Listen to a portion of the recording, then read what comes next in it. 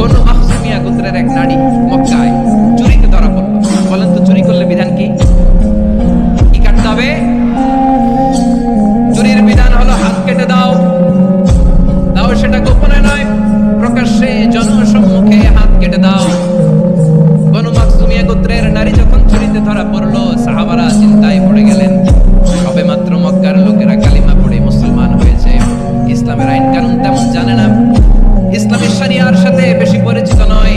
এখন যদি বিশ্বনবী চুরির যেই বিধান এটা যদি কায়েম করে হাত যদি কেটে দেয়, না জানি মক্কার লোকেরা আবার বিগড়ে যায়, না জানি মক্কার লোকেরা আবার মুরতাদ হয়ে যায়, না জানি মক্কার লোকেরা ইসলাম থেকে দূরে সরে যায়।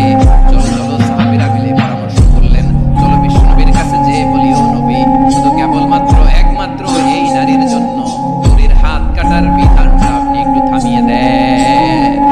চুরির হাত কাটার যে বিধান এখানে একটু প্রবৃত্ত করে দেন, বাকিগুলা কইরে মদিনাতে যে চলবে, কিন্তু মক্কা এবারের জন্য মাফ করে দেন। কিন্তু কে বলবে? এই যে পরামর্শ, সাজেশন, এটা কে দিবে বিশ্বনবীর কাছে? সাহাবারা চিন্তায় পড়ে গেলেন। আল্লাহর নবীর সামনে দাঁড়িয়ে আল্লাহর দেয়া হুদুদ, আল্লাহর দেয়া বিধান থামিয়ে দেওয়া, মাফ করে দেওয়া, এই কথা বিশ্বনবীর সামনে বলার সাহস তো কেউ রাখে না। কেউ কেউ বলল, বিশ্বনবীর পালক পুত্র যায়েদ বিন হারেসার সন্তান উসামারে বিশ্বনবী নাতির মতো আদর করে, বড্ড বেশি ভালোবাসে উসামারে। এজন্য সাহাবারা উসামাকে বলতো হিব্বু রাসূলিল্লাহ, বিশ্বনবীর ভালোবাসা। কি বলতো? সাহাবীরা বললেন, বিশ্বনবীর ভালোবাসা হিব্বু রাসূলিল্লাহ, উসামারে পাঠাও। উসামারে বিশ্বনবী নাতির মতো স্নেহ করে, মায়া করে ভালোবাসে। আমরা পারবো না, উসামা পারবে।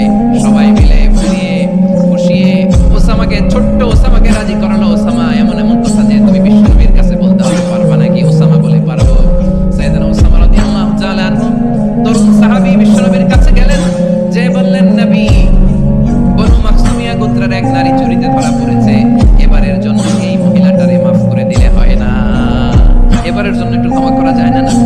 বিশ্বনবী বলেন, আতাশফাউ ফি হাদ্দিন মিন হুদুদিল্লাহ, তোমার এত বড় সাহস উসামা, তুমি আল্লাহর হাত, আল্লাহর দেয়া বিধান, এটার ব্যাপারে সুপারিশ করতে এসেছো?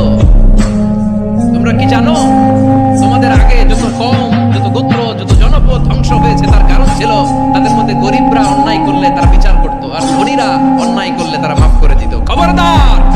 ওয়া আইমুল্লাহ লাউ আন্না ফাতিমাতা বিনতি মুহাম্মাদিন সারাকাত লাকাতা মুহাম্মাদুন ইয়াদাহা। বিশ্বনবী বললেন, ওরে উসামা,